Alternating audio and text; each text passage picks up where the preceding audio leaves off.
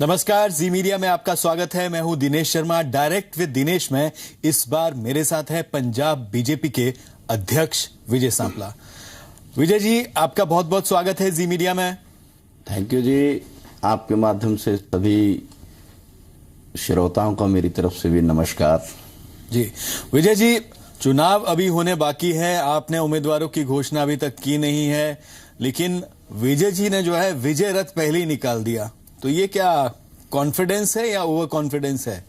दिनेश जी, आपको शायद याद होगा, हम 6 महीने पहले भी मिले थे, तब भी मैंने कहा था जी कि मैं बहुत कॉन्फिडेंस के साथ कह रहा हूं जी कि सरकार तीसरी बार हमारी बनेगी और हम हैट्रिक बनाएंगे जी।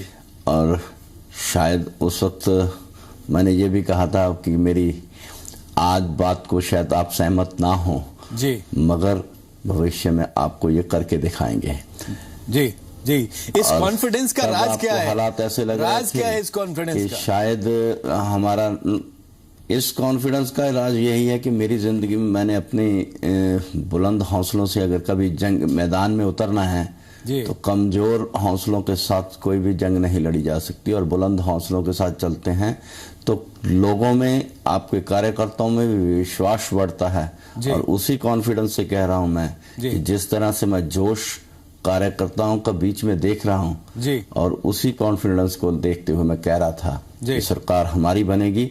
और जिस तरह की दूसरी विपक्ष की नालायकियों को मैं देख रहा था, तो उसी के आधार पर मैं कह सकता था कि बहुत ज्यादा देर चलने वाला ये मटेरियल नहीं है। जी जी।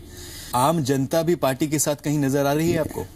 देखिए, आम जनता ही ये हमें बता रही है, लोगों का विश्वास ही जो हमें हौसला दे रहा है। क्योंकि जब से मैंने ये विजय रथ भी निकाला, विजय संकल्प यात्रा निकाली है, तब से सिर्फ कार्यकर्ता नहीं, लोगों की जो विश्वास, जो उनका अंदर का कॉन्फिडेंस है, जो हमारे कॉन्फिडेंस को बढ़ा रहा है। और ये पब्लिक में एक बहुत बड़ा विश्वास है, क्योंकि बाकियों में कहीं भी, किसी भी दूसरी पार्टी में लोगों को बताने के लिए कुछ नहीं है।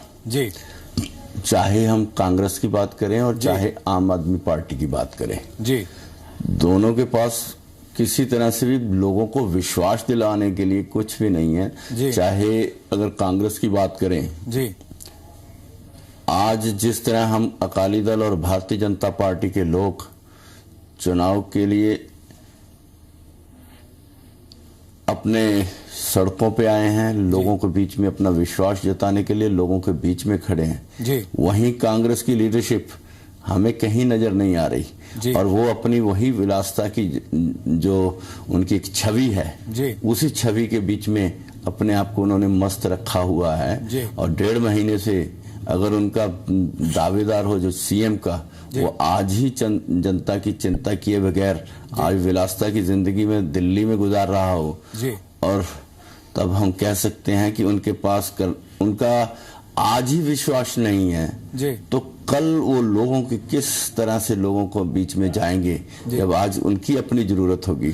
तो इसका सभी लोग आप कैप्टन अमरिंदर सिंह की बात कर रहे हैं कि वो दिल्ली में है, दिल्ली में मौजूद है, लेकिन दिल्ली में बैठ के हो रही है उन्होंने अपनी सूची निकाल दी है उम्मीदवारों की। बीजेपी की अभी कोई सूची भी नहीं आई है। देखिए, हमारे यहाँ पे मैंने पहले भी कहा था कि ये हमारे एक सिस्टम है, और हमारे चुनाव जो है पार्टी के सिंबल के ऊपर लड़े जाते हैं, और पार्टी के बीच में विश्वास होता है, पार्टी की विचारधारा के ऊपर विश्वास होता है, पार्टी की लीडरशिप के ऊपर विश्वास होता है।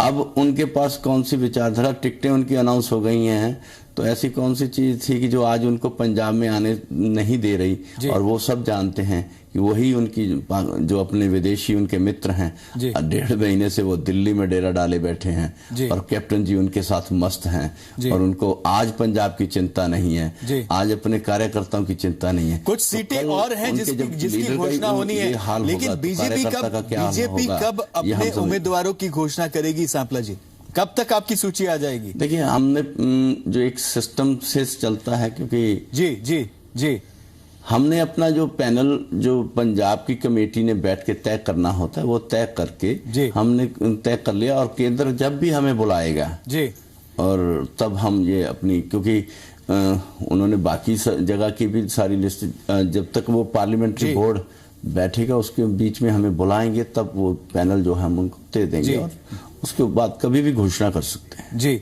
हमारी तरफ से पूरी तरह तैयार है जी। सांपला जी, बीजेपी जो है 23 सीटों पे पंजाब में विधानसभा चुनाव लड़ रही है, लेकिन 23 सीटों पे भी ऐसा लग रहा है कि गठजोड़ में जो है कहीं ना कहीं कई सीटों पर जो है टकरार है। जैसे बटाला की बात करें, सुजानपुर की बात करें, होशियारपुर की बात करें, फिरोजपुर की बात करें, क्यों है ये टकराव?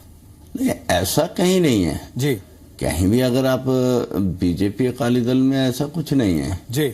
मगर अगर आप कहेंगे विद इन द पार्टी कहेंगे तो हम ये कह सकते हैं, मैंने जब जितनी बार भी आपके साथ मुलाकात हुई तो मैंने यही कहा है कि हमारे बीच में जो मतभेद हो सकते हैं, मतभेद पति पत्नी भाई भाई में भी हो सकते हैं, मगर मनभेद नहीं है, ऐसा हम कॉन्फिडेंस से कह सकते हैं। और आज किसी की इच्छा शक्ति है कि कहीं वो चुनाव लड़ने की इच्छा शक्ति बहुत सारे लोगों की हो सकती है, मगर आपने देखा होगा कि कभी भी जब भी चुनाव की घोषणा हो जाती, कैंडिडेट की घोषणा हो जाती है और सभी के सब वो पार्टी का सिंबल और पार्टी की विचारधारा से काम करते हैं और कमल हर के हाथ में होता है। कोई भी व्यक्ति पार्टी की विचारधारा से अलग नहीं होता। जी जी। तो आप कह रहे हैं कि बिल्कुल एकदम सहमति है दोनों में, शिरोमणि अकाली दल बीजेपी गठजोड़ की बात अगर की जाए तो एकदम साथ है और एकदम साथ जो है मिलकर जो है चुनाव लड़ेंगे, जो भी मतभेद हैं उनको दूर कर लिया जाएगा। बिल्कुल एक साथ हैं, सिर्फ साथ ही नहीं, मजबूती के एक साथ, एक दूसरे के साथ हैं जी। ये कहा जाए जो सर्वे हाल ही में जो सर्वे आए, पहले एक सर्वे आया जिसमें कांग्रेस की सरकार बन रही है, एक फिर हाल ही में एक और सर्वे आया जिसमें शिरोमणि अकाली दल बीजेपी गठजोड़ की सरकार बन रही है। आपको क्या लगता है कितनी सीटें जो हैं बीजेपी और शिरोमणि अकाली दल को आगामी विधानसभा चुनाव में मिलेगी? देखिए, मैं सर्वे के ऊपर ज्यादा बहुत डिपेंड नहीं करता, मगर लोगों के बीच में जिस तरह से हम जा रहे हैं और लोगों का मन की बात जहां तक आ रही है, मैं ये कह सकता हूं कि फिर कह सकता हूं कॉन्फिडेंस के साथ कह सकता हूं कि आने वाली सरकार पूर्ण बहुमत के साथ हमारी आएगी। और कितनी सीटें आएंगी ये तो नहीं, मगर ये कह सकता हूं कि बहुत अच्छे मार्जिन से जीतकर हम तीसरी बार लगातार सरकार बनाएंगे। अगर गठजोड़ सरकार दोबारा वापसी होती है, तीसरी बार वापसी होती है, तो मुख्यमंत्री कौन होगा? प्रकाश सिंह बादल होंगे या सुखबीर सिंह बादल होंगे? कौन मुख्यमंत्री होगा?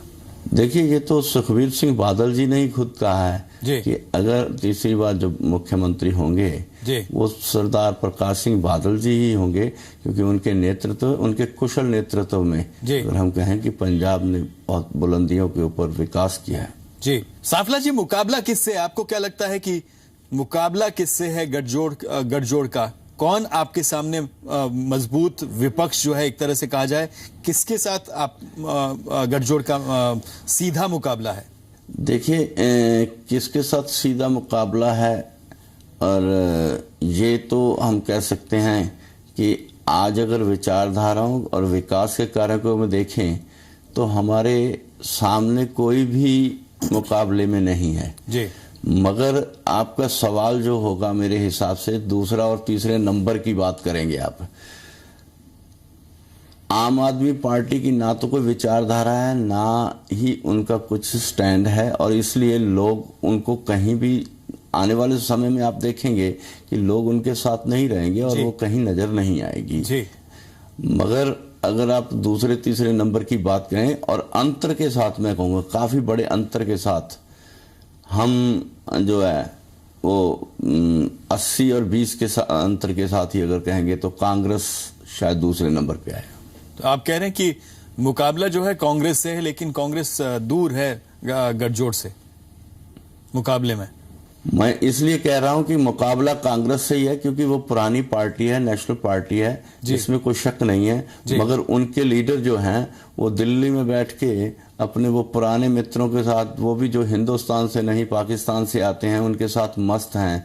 और आज की डेट में जब उनकी लीडरशिप ये मस्त होगी तो अंतर तो मैंने 80-20 का कहा है इससे ज्यादा भी हो सकता है। जी, आपको लगता है आम आदमी पार्टी पंजाब में कहीं रेस में नहीं है? आप यही कह रहे हैं कि मुकाबला कांग्रेस से है, आम आदमी पार्टी कहीं रेस में नहीं है? मैं ये कह सकता हूं कि आम आदमी पार्टी नाम की कोई पार्टी राजनीतिक पार्टी नहीं है, ना ही उनकी कोई विचारधारा है। वो तो एक नौटंकी है और नौटंकी में वो रोजाना नया सीन बदलते हैं और लोग अब ऊब चुके हैं उनकी बात से। चाहे वो दिल्ली के काम को देखते हैं, जहां उन्हें जितने भी मैनिफेस्टो में जो कहा, एक भी लाइन उसके ऊपर काम नहीं किया और सवाए अपनी वो नाकामियां छुपाने के लिए प्रधानमंत्री जी को उल्टा सीधा बोल के सेंसलेस की जो उत्पत्ति की वो सेंसलेस बातें करके लोगों का ध्यान दूसरी तरफ आकर्षित कर सकते हैं, मगर उनकी भी कुछ भी अचीवमेंट कहीं देखेंगे तो जीरो से भी अगर कहेंगे -0 कहें तो वो है। तो इसलिए मैं ये कहूंगा कि पंजाब के लोग जो हैं पूरी दुनिया में बैठे हैं और पूरी दुनिया में सिर्फ काम करने के लिए नहीं, हर देश जिस देश में गए हैं वहां की राजनीति में अहम भूमिका निभा रहे हैं। उनकी राजनीति में काम करते हुए उनके देश की रक्षा करने के लिए, उनकी देश की उन्नति के लिए काम कर रहे हैं। और चाहे देखें तो हम विदेशों में हमारे रक्षा मंत्री भी कनाडा के, वो पंजाब के हैं। मेरे तो ये भी गर्व है कि वो मेरे होशियारपुर से हैं।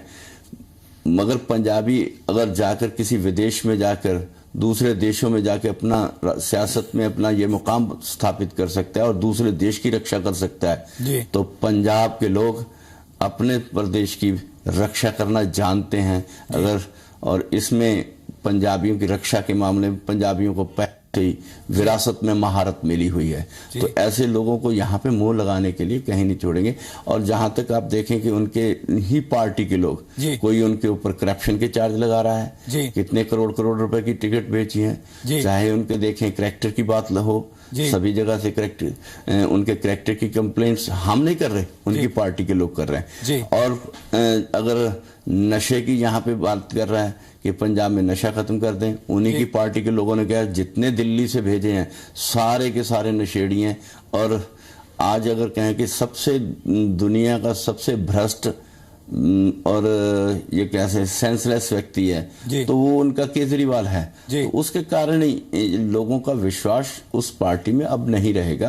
पंजाब के लोग अगर दूसरों की रक्षा कर सकते हैं तो अपनी रक्षा करना वो खुद बहुत बेहतर से जानते हैं। जी, तो आप कह रहे हैं कि पंजाब के जो लोग हैं, पंजाब की जो जनता है, उनको वो रिजेक्ट कर चुके हैं एक तरह से, आप ये कह रहे हैं। क्या कारण रहे आपको लगता है कि जो पंजाब की जनता के बीच, पंजाब की ये कहा जाए कि जो उन्होंने अपनी पैंट बनाई थी एक तरह से ये कहा जाए, उस क्यों पंजाब की जनता की नजरों से वो गिर गए? क्योंकि उनकी करनी और कथनी में बहुत अंतर है। यहाँ उन्होंने कहा था कि मैं सीएम बनूंगा तो कोई सुरक्षा नहीं लूंगा, मैं कोई कोठी नहीं लूंगा, मैं गाड़ी नहीं लूंगा, सब कुछ लिया। आज कोई विभाग ना होते हुए भी 300 लोगों से भी बड़ा एक जो है स्टाफ उनके पास रखा है। और उन्होंने कहा था कि हम स्कूल बनाएंगे, 200 स्कूल बनाएंगे।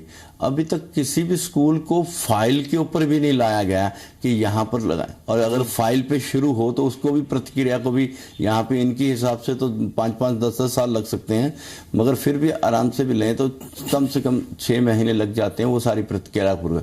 और 1.5 साल उनका बीत जाने के बाद अभी तक उन्होंने फाइल पे काम नहीं शुरू किया।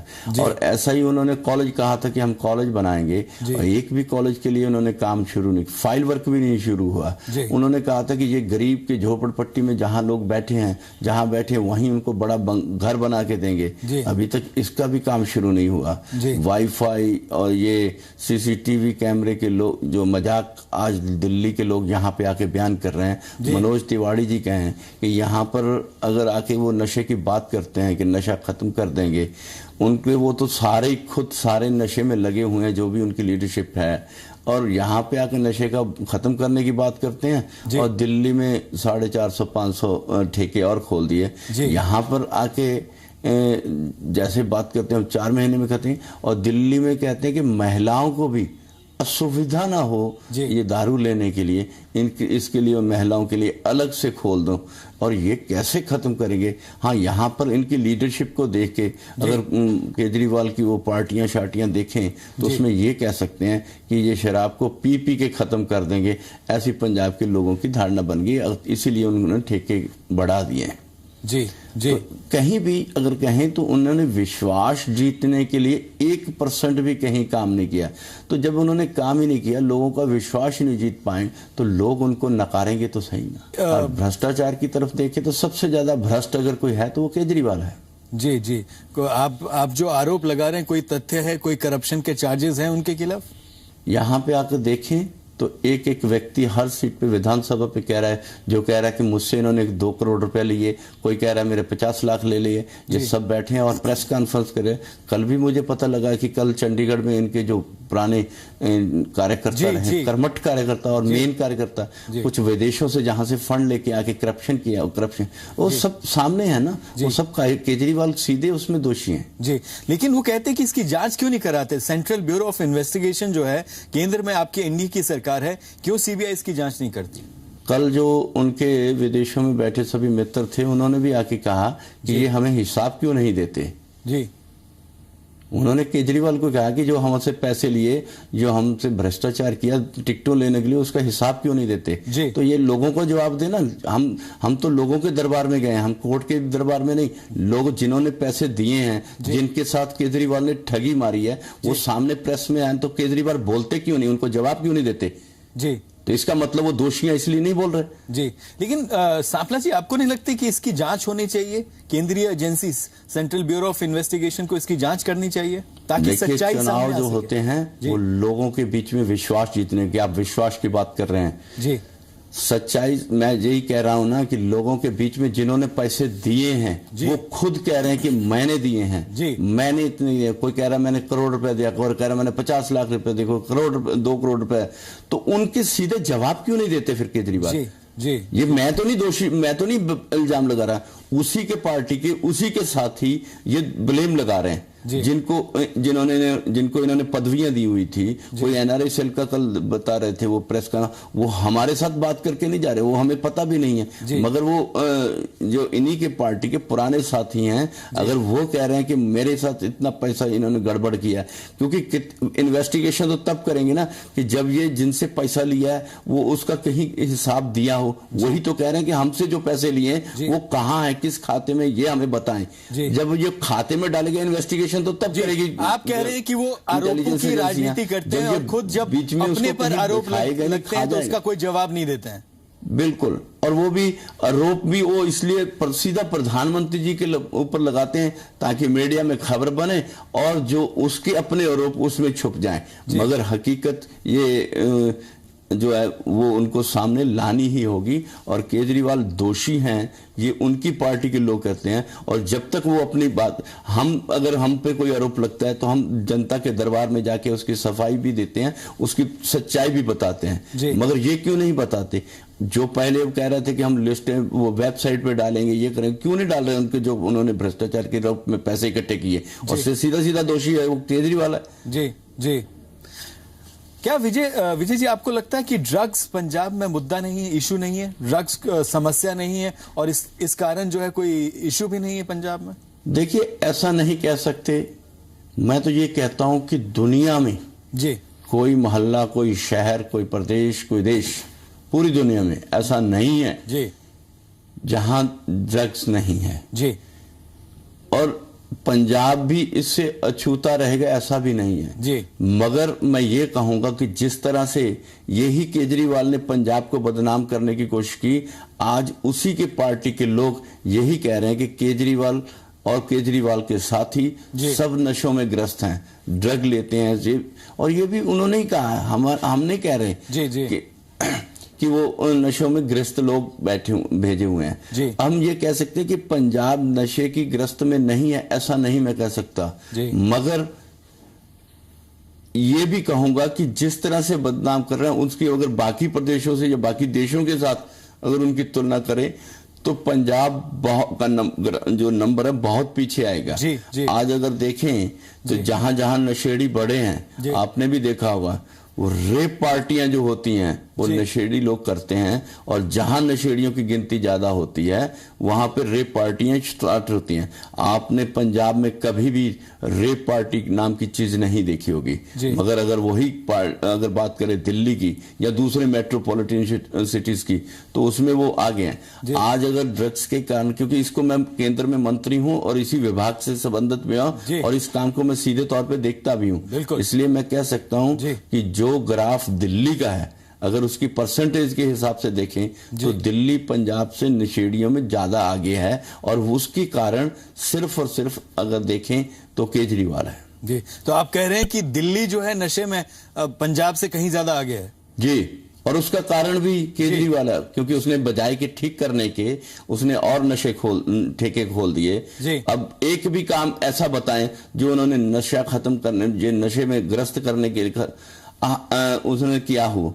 मुझे मालूम है कि हमने पंजाब में जब महिलाओं को नशा मुक्ति केंद्र और पुनर्वास केंद्र खोला था तो इसका उसने इशू बनाया। मैं तो गर्व से कह सकता हूं कि हमने तो किसी को ठीक लाइन पे और मुख्य धारा में लाने के लिए काम किया है। उन्होंने तो ठेके खोल के महिलाओं के लिए अलग से ठेके खोलकर उनको और इसमें इन्वॉल्व करके उनको और नशेड़ी बनाने के बीच में उन्होंने, सरकार ने सीधा सीधा प्रयास किया है। और इसीलिए मैं कहता हूं कि उसकी करनी और कथनी में अलग बहुत अंतर है, और वो पंजाब को आएगा तो पंजाब को भी उससे ज्यादा बड़ा नशेड़ी बनाएगा।